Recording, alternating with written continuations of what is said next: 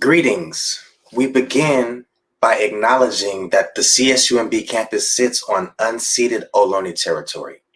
I'm Dr. Vaughan, Faculty Director of the Center for Black Student Success.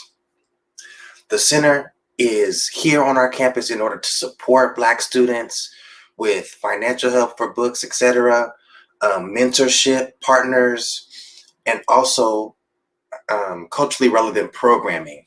It's been a joy throughout this first year of our existence to get our feet under us, get community support, let the campus begin to know us, and we invite you guys to join forces with us, all of you, into the next school year to keep supporting Black students to recruit, retain, and graduate them at CSU Monterey Bay.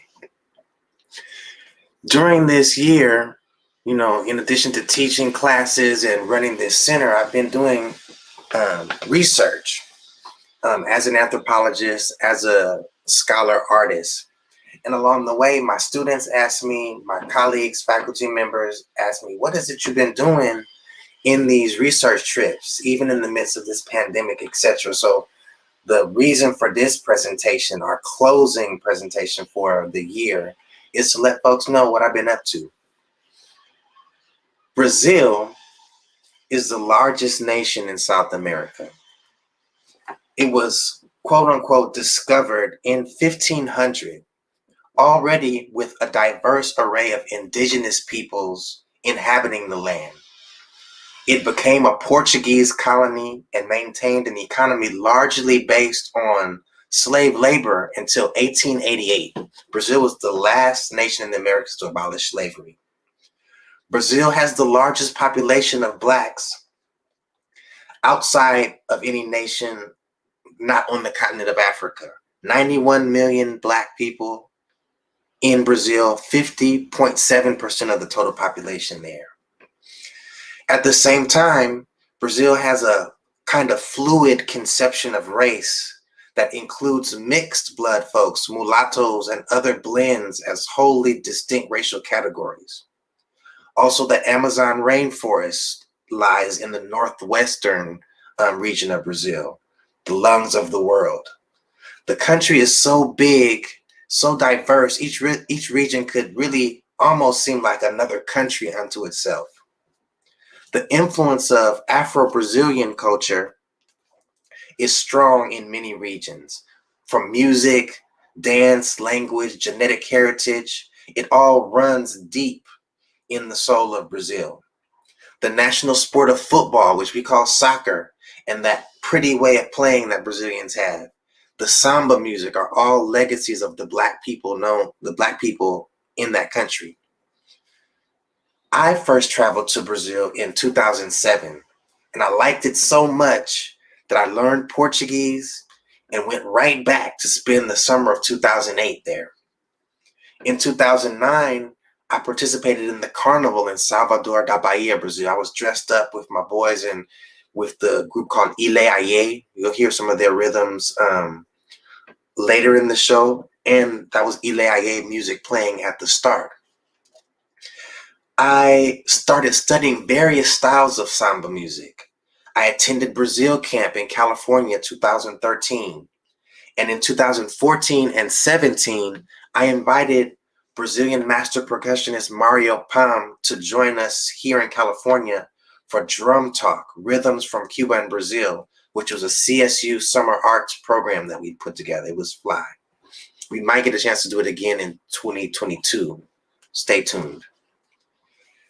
In December 2020 and January 2021, I traveled to Brazil with scholars, research collaborators Danielle Boaz from the University of North Carolina at Charlotte and Moises Lino y Silva from the Federal University in Salvador, Brazil. We went to study religious racism, sometimes known as religious intolerance, with a grant from Notre Dame University called the Global Religions Research Initiative. Brazil boasts a wide range of religious practices that blend African, indigenous, Christian, and all kinds of other religious traditions, from Buddhism to stuff that reaches all the way back even to ancient Egyptian Kemetic philosophies. One of those traditions is known as candomblé. Everybody say that wherever you are. Candomblé. Created by Africans from the Congo, from Dahomey, and from Yorubaland, modern day nation of Nigeria. They adapted the spiritual practices from their homelands to the new setting of Brazil.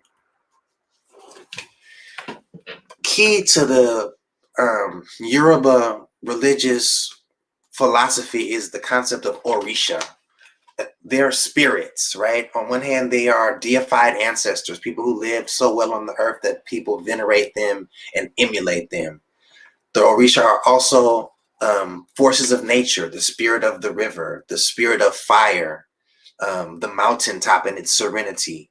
The Orisha are also aspects of the human character, creativity, cleverness, justice, wisdom are embodied in the Orisha, as they're called.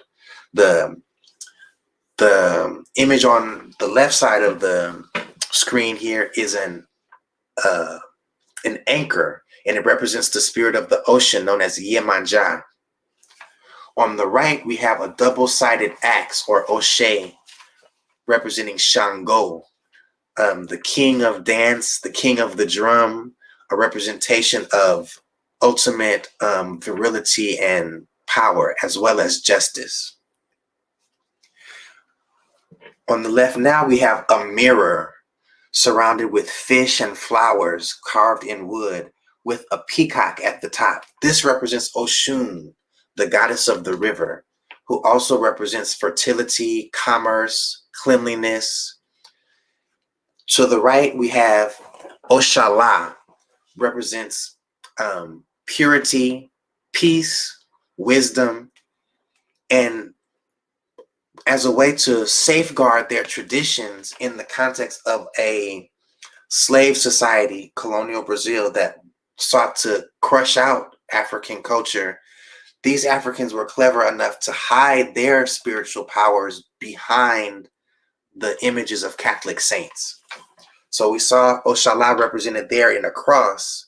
That kind of speaks to a wider pairing of Yoruba, Orishas, and other African spirits with Catholic saints and ideas as a way to hide them and therefore hold on to them. Okay? Our first stop was in Brasilia, and that was the first place where we were able to see the Yoruba religious concepts and practices reimagined on Brazilian soil.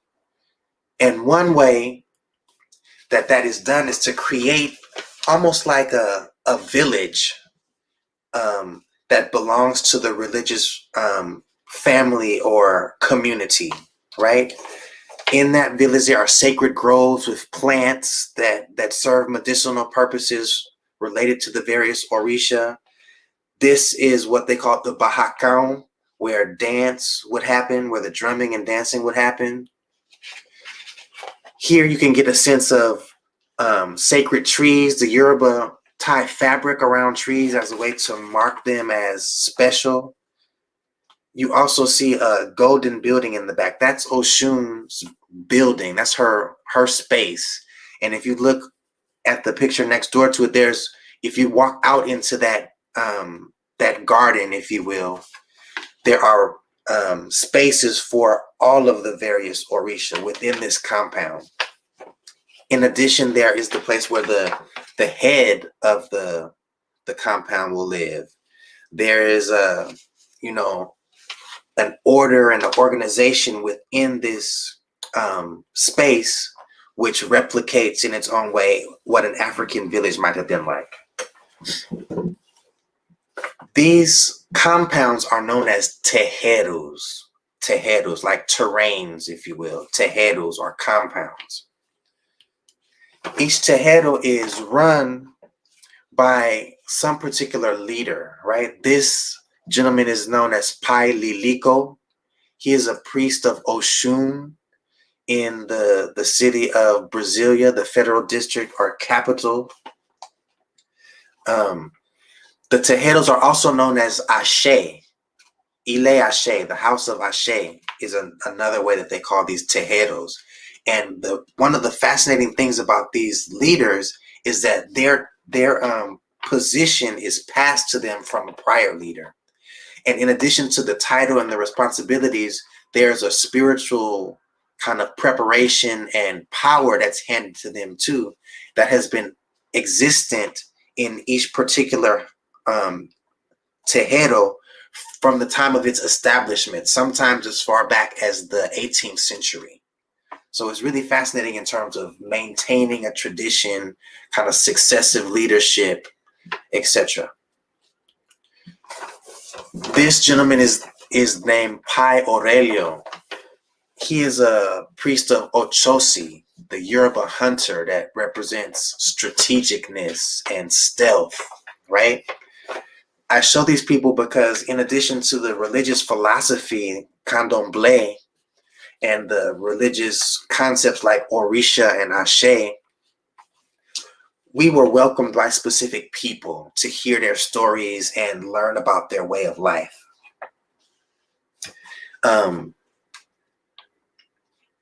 And the reason that we were talking with them is to hear from them about religious intolerance, experiences they've had, their observations about their local area, etc.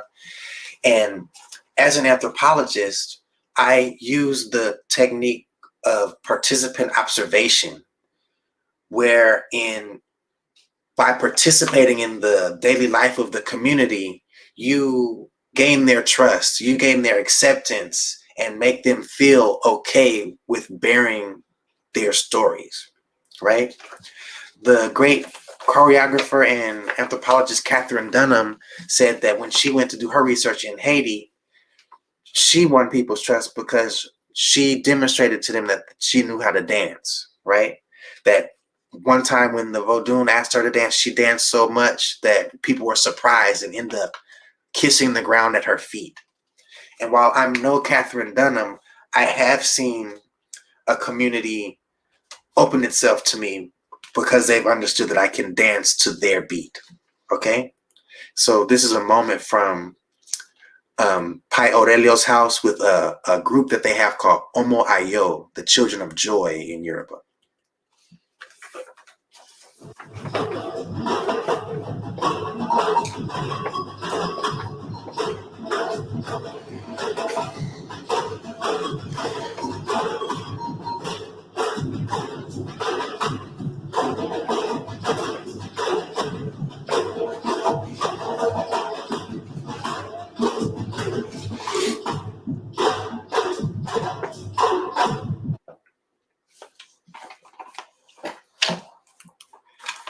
So Afro-Brazilian religions have been under attack of late by evangelical and neo-Pentecostal groups throughout Brazil.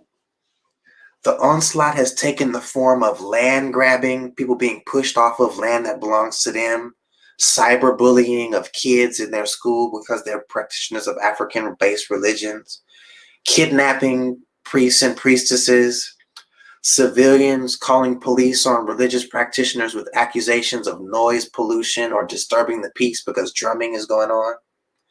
And the onslaught has even taken the form of actual violence, from assault like stoning a kid on the way to school because she's dressed in white, which is one representation of some of these traditions, or to full-on murder. And I'll explain that a little bit more later on. There is a clear attempt to eliminate these non-Christian African-derived religions like Candomblé, which evangelicals try to characterize as demonic. They're devil worshippers. This could not be further from the truth, as these religious communities pray for peace, pray for health, just like we all do. In fact, their footprint, historically and today, in terms of destruction, mayhem, and cruelty, is minuscule compared to Christendom, right? In fact, in Candomblé, there is no devil. There is this demon that they're being accused of being doesn't even exist for them.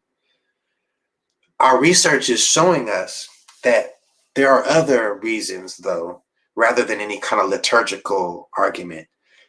The real reason it would seem is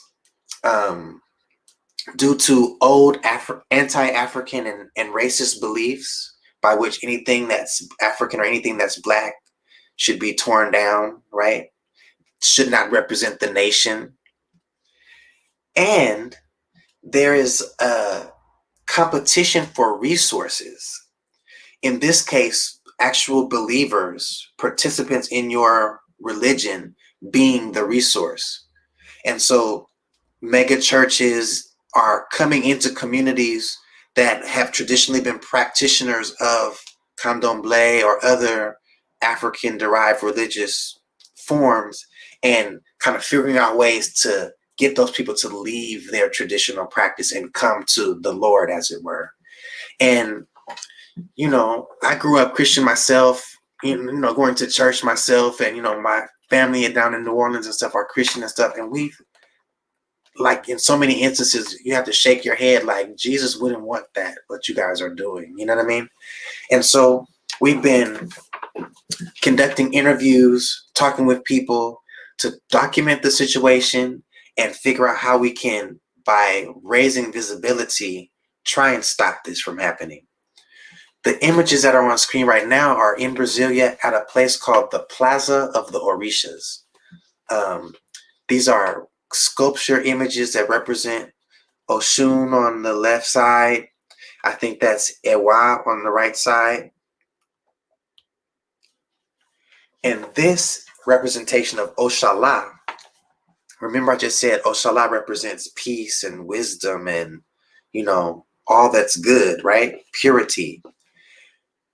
Someone burned this kind of religious representation in the plaza, broke off one of the arms, and this has been like one kind of religious intolerance that we've seen happen throughout the country, and this is just one example that we found in the Brazilian capital of Brasilia. So now we're gonna keep moving on to another place in Brazil that I love a lot, the state of Bahia and the city of Salvador.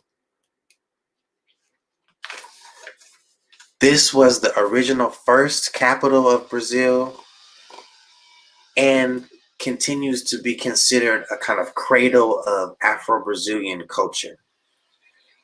It's known for samba music, etc., but we're going to talk about some roots that lie even deeper.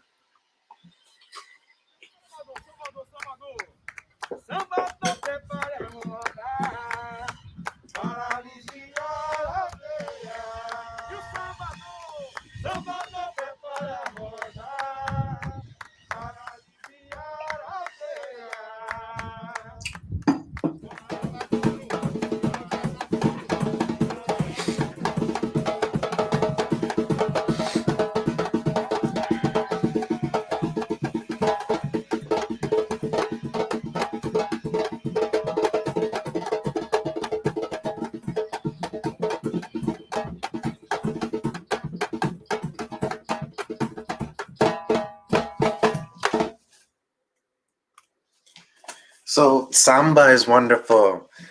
Futebol, soccer is wonderful.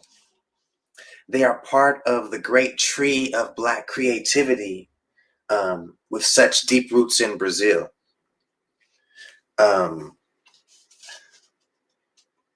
there are roots that reach even further into history and into the ground, right? Most of the candomblé houses that exist in the world and even in the nation of Brazil are related somehow to older ones that are from Bahia, from Salvador. For example, all the ones that we visited in Brasilia have connections to tributary houses that are from Salvador.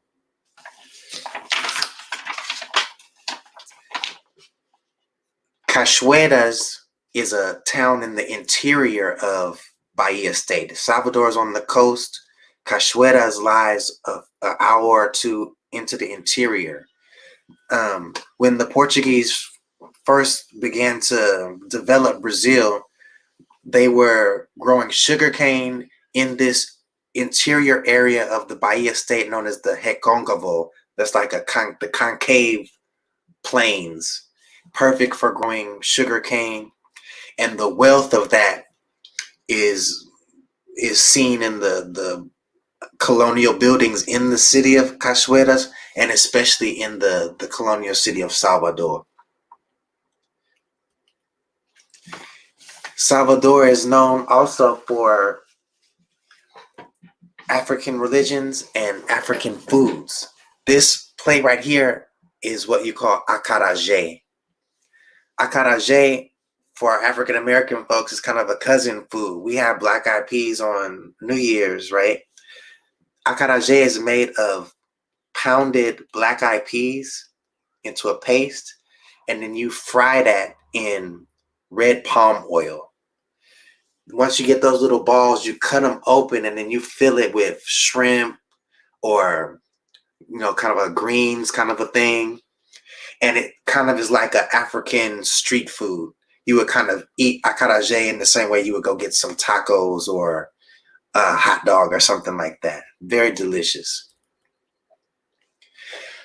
In that space between Cachoeiras and Salvador, there are all kinds of little towns. Many of them are quilombos. Quilombo is a runaway slave settlement. And there's two kinds of quilombos. There's places where Africans would leave the plantation and go into the cut and found a place where they had land and it was tough enough to get there that they felt safe, and that was the quilombo. Quilombo is also the name given to instances where the plantation owners would leave for whatever reason, and the enslaved people would take over that dwelling or that structure. So both of those things are called quilombos, taking over what already existed or leaving there and establishing your own in the cut. Both of those are quilombos.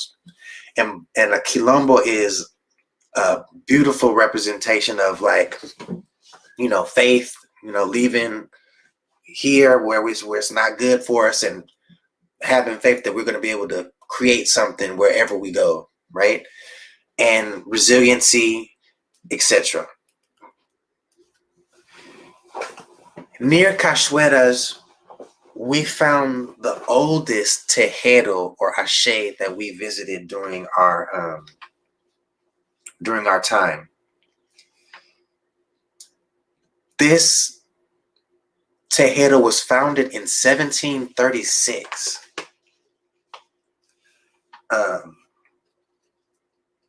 Notice the representations of the orisha. We have the axe representing Shango on that red beam. But there's also like a family kind of feeling. Those people who are represented in those old time portraits are former leaders of the tejedo, right? Also, if we look at the table, you can get a sense of the syncretism that exists in the practice as well, okay?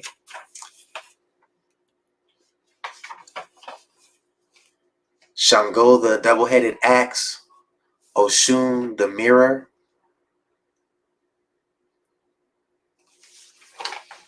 Here we have Shango's axes again, and we have the drums that are so important to so many African-derived religious practices, and totally so with candomblé.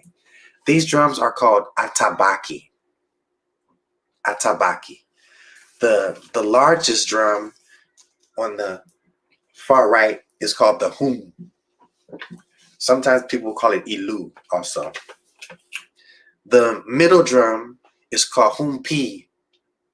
Sometimes people call that one ilu otun.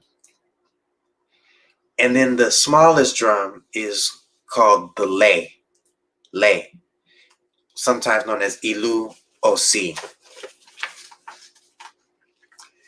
Together, song, drum, and dance call down the Orisha into celebrations in order to give advice and heal people.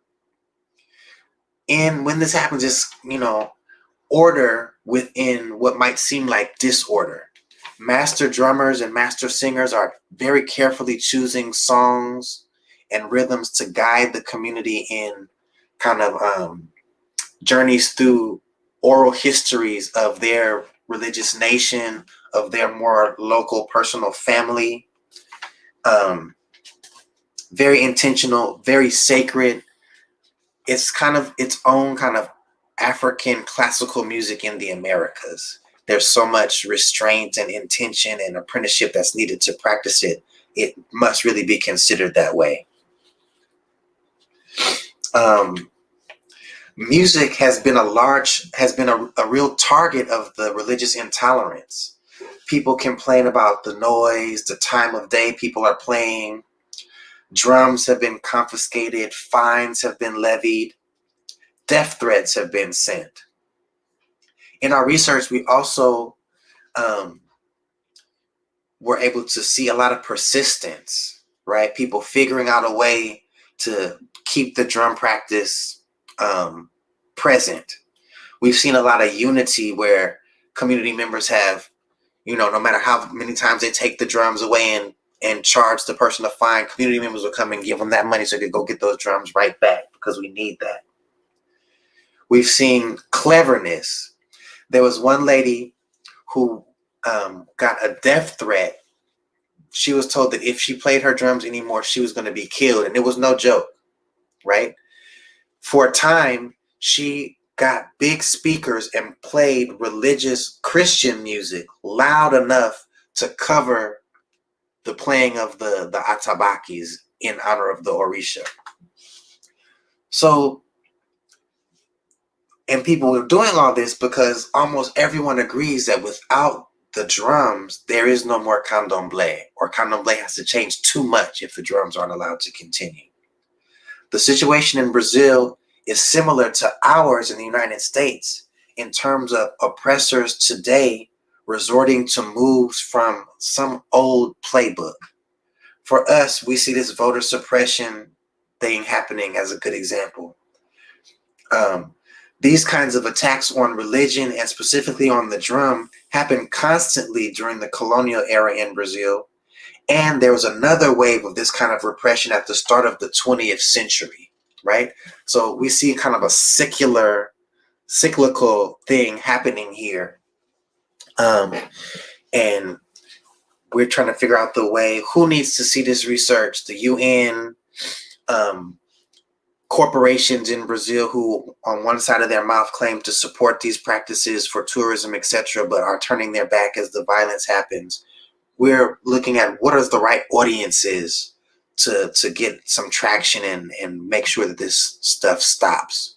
If you have suggestions, put it in the chat.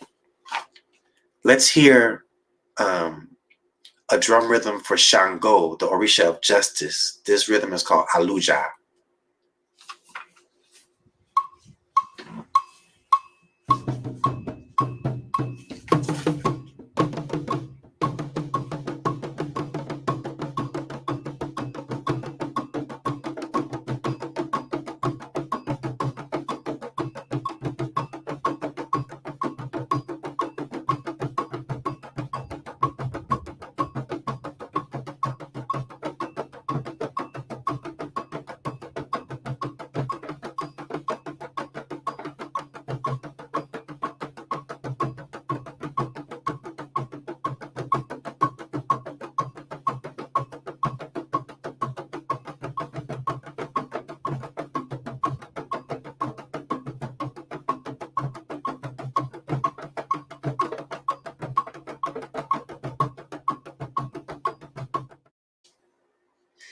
Yes. So an example of the creativity that's at play here, the resourcefulness that I want to share before we move on. In the early 20th century, there was in the town of Maceió, there was a thing that happened called the Quebra Shango, where a newly entering political figure who was against the Orishas had throughout the region attacks be carried out on Orisha practitioners, where shrines were destroyed and drums were taken away and all kind of stuff like that. And one consequence of that was that a new way of worshiping, a new way of venerating emerged, where instead of playing the atabaki for Shango, the prayers and songs would happen just na palma da mão, just accompanied by clapping. And the name that they gave to that was Shango Rezado Baixo, like Shango prayed up softly, something like that. And so there's so many examples of cruelty and foolishness, but always resilience and persistence. As a percussionist, it's always a joy to be in Shango's house, who owns the dance and who owns the drum. Another terreiro or ileache that we went to was called Osumare. This one was founded in 1849. This was in the city of Salvador proper. In the Candomblé tradition, there's mostly matrilineal leadership, right? And so you hear people called Mai Gisanto, Mai this, Mai that. Mai means mother. But the current male head of this terreiro, whose name is Baba Pese, he was literally born during a Orisha drumming ceremony and chosen on the spot as the next leader by the Orisha themselves as they helped with the birth. Check that story out. Because his mother was the leader of the terreiro at the time. She went into labor. He came with the Orisha's help as they were in transpossession, and they chose him on the spot as the new leader. Though this terreiro predates most all of the neighbors in this neighborhood, in this area, they haven't gotten very much support as they faced religious intolerance over the past several years. They've had occasions where they have these beautiful murals that guard outside of the place, and they've been defaced with graffiti talking about Jesus is Lord and stuff like that Jesus himself would not do. And not enough people in the community have or in the government have stepped forward to be of help. Even though the people who live in the neighborhood, many of them got their plot of land from the terreiro itself, either as a gift or sold to them cheaply. So, as we move from generation, an older generation to a next one, there's kind of a forgetting that happens where, your grandmother was actually a member of this terreiro, and, you're being brainwashed by evangelical television and etc. A lot of the evangelization is happening inside of prison facilities too.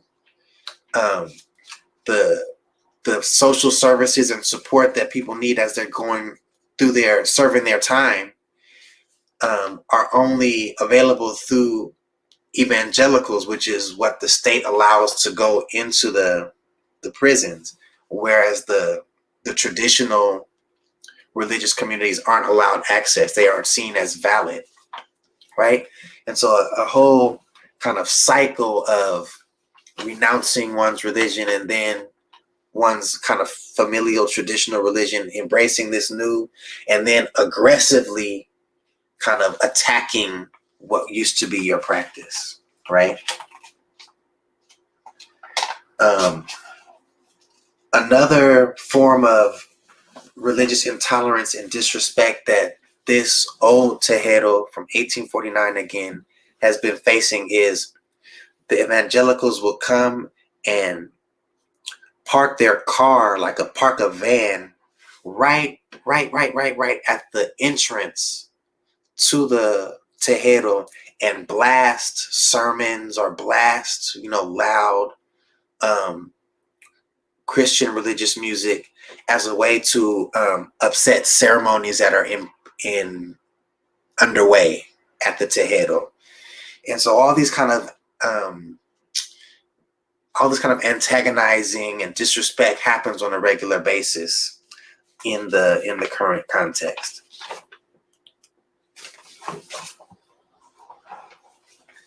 Notice this is the Bajacan, the place where music and dance happens inside of Ileo Shumare. The woman in the photograph is Baba Pese's mother, I'm pretty sure. The woman who gave birth to him in that space, right? That's yours truly, along with Dr. Danielle Boaz. She has a wonderful book coming out on Oxford University Press called Banning Black Gods, Law and African Diaspora Religions. It's related to the research that we're doing now, but a great book in its own right. Do check it out, Banning Black Gods. Another old and venerated, highly respected Tejero that we visited is called Gantua. And the famous leader from that Tejero was Mai Mininia, Little Mrs. of Gantua. She is a great example of this matrilineal tradition of leadership within the Candomblé religious system and within Afro-Brazilian culture. So, one of the things that I love about Salvador as a city, in addition to the work that we're doing there to stop religious intolerance, is the culture that exists in public spaces, right? The culture that people are living inside the tejeros, the kind of aesthetic and funk that the Black people have there is not just on their bodies, but they find a way to put it on the walls and in sculptures around their city too. And so I just wanted to share some of the street art from Salvador, which is one of the things that I think makes it such a special city.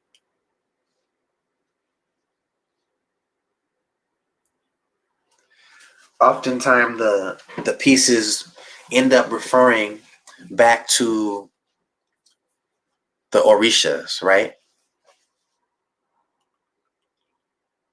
There's Oshun on the left side, Yemaya, or a sea goddess on the right. This mural here is on on the wall at a place where a special ceremony happens for Yemaya each year. I think it's on February 2nd. Fishermen and everybody comes and gives offerings to the spirit of the ocean. And this mural is one thing that waits for them there. One of my favorite public artists is a gentleman by the name of Bel Borba. He works in tile. He breaks tiles and creates forms with them, which is one of his styles that he uses. This is a fish, ants, the invisible man. Here we have a bronze sculpture, again an interpretation of the spirit of the ocean in Salvador. And so always public space is interesting to consider, because what is allowed to be in public space has a lot to do with who is considered to be a true citizen, right? Who is considered to have authority and say, right? So this is a sculpture that represents a priestess by the name of Mai Stella Giochosi, Mother Stella of Ochosi. She was born in 1925 and came to be the leader starting in the 1960s of one of, no, 1970s, I think, 1975, I think, of one of the most important tejeros in Salvador. She had a kind of philosophy where she said, we don't need syncretism anymore. We don't need to hide our Orisha behind saints anymore. That was useful for the slavery time, but that's done. She was also kind of an activist around religious intolerance too. She was a public figure. She had kind of a Black Panther stance in the way that she moved through the world. And when she passed away a few years ago, the city, because of the work that she had done over so many decades, going to conferences representing Brazil, she wrote, she did a lot. They put this sculpture of her with her patron Orisha Ochosi at her back at an important place in the city that's like a right alongside the freeway on the way to the airport. So a very visible place in the city. It's on one hand ironic, but also obeys a certain logic that as soon as they put it up there, some evangelical attacked it. A guy showed up there with taping himself, talking about how by putting the statue there, the city of Salvador opened itself up to the arrival of Satan and stuff like that. Wrote some vile things on it. It's an example of public space and the contestation of who are we as Brazilians, or who are we as, citizens of Salvador da Bahia, Brazil. And there's a faction that's trying to erase the African element, that's trying to erase this rooted tradition that's helped people to survive and is considered a patrimony of humanity by the United Nations and is just flat out beautiful.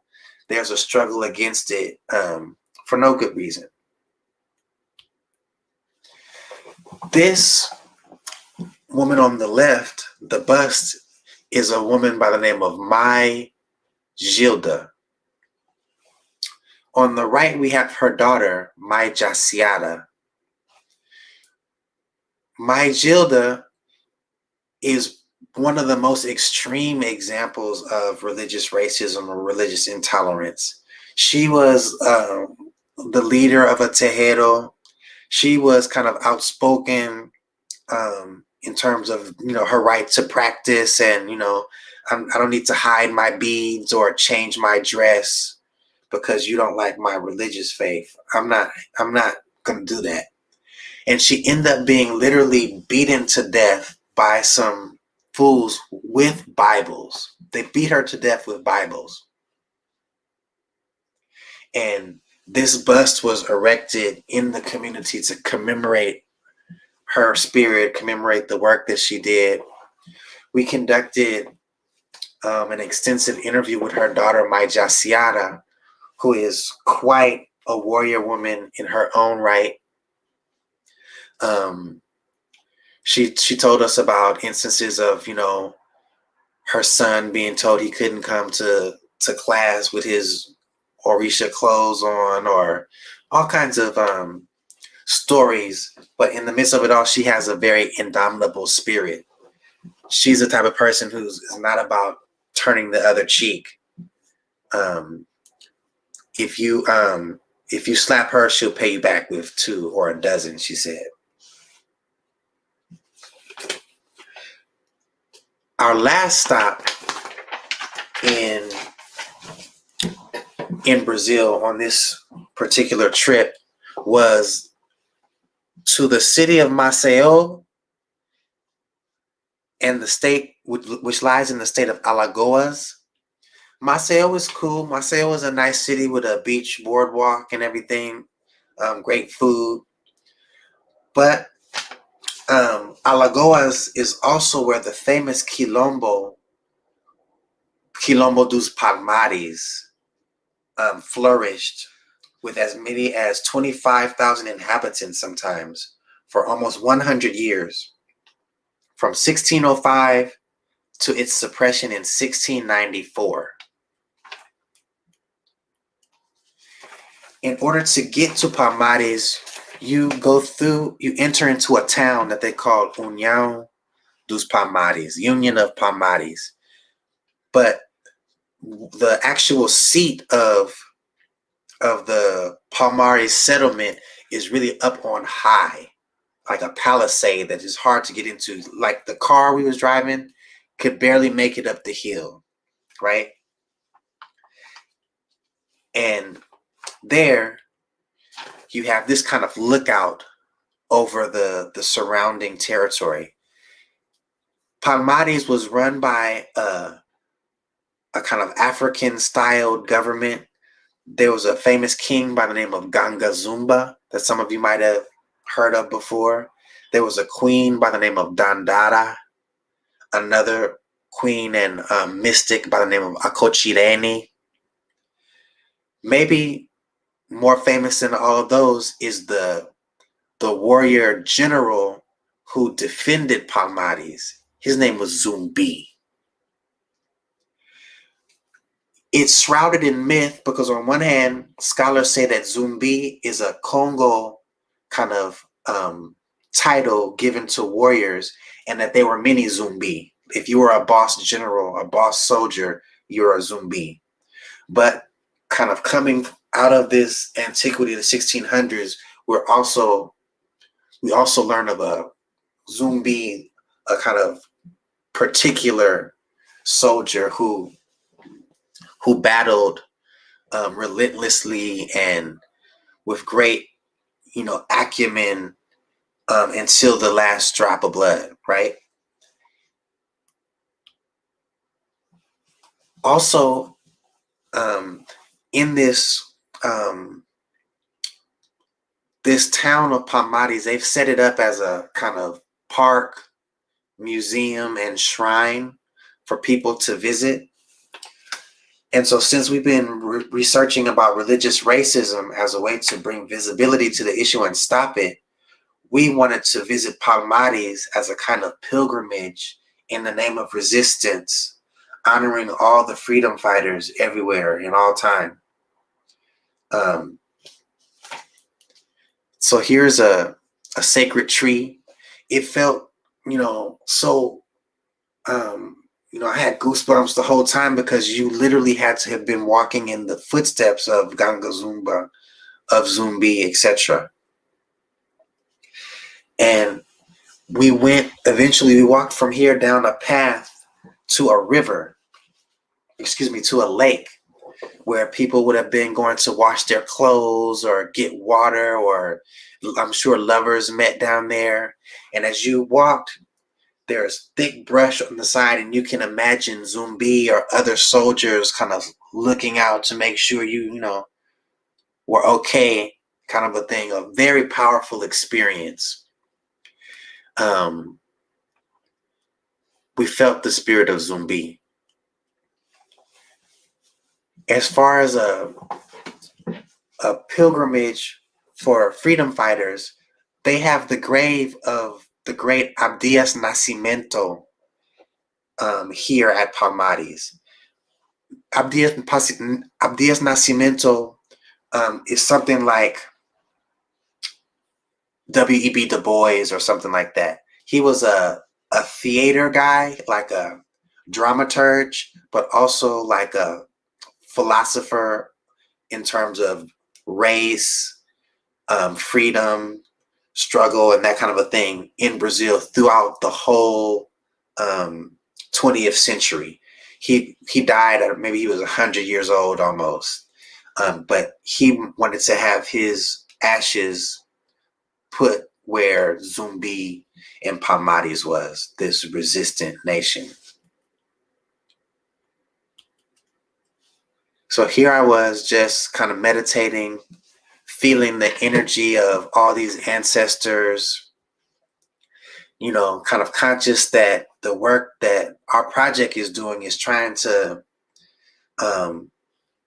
enact some resistance to to stop this religious racism, this religious intolerance. We're seeing that, no matter how loud you play, even some hip hop music or some, Christian music there, or it's not getting the same treatment as the traditional religious practices of the African ancestors in Brazil.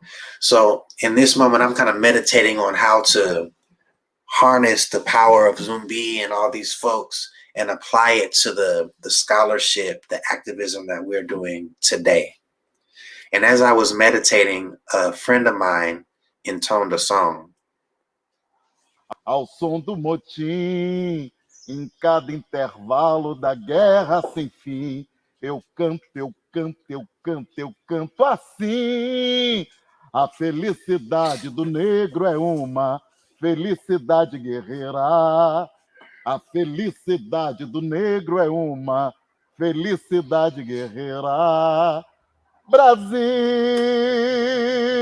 meu Brasil brasileiro, meu grande terreiro, meu berço e nação, zumbi protetor, guardião, padroeiro, mandai alforria pro meu coração.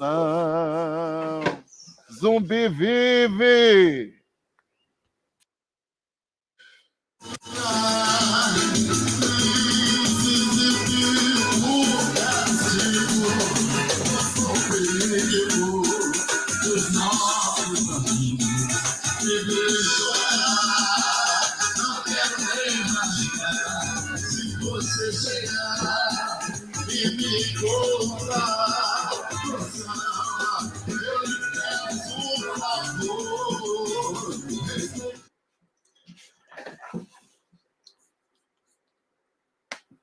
Yes. And so I close with that bit of pagode samba at the end, because I wanted to just remark on the fact that, even the popular music, the club party music that people enjoy so much in Brazil is informed by the struggle of Zumbi at Palmares. It's informed and shaped by the rhythms of the Atabaque within the Candomblé. And so, it's one, and we've got to keep it all. If you guys have any questions, I would love to answer any of them for you. This has been a journey to Brazil. I'm glad you guys could share with me some of what I saw.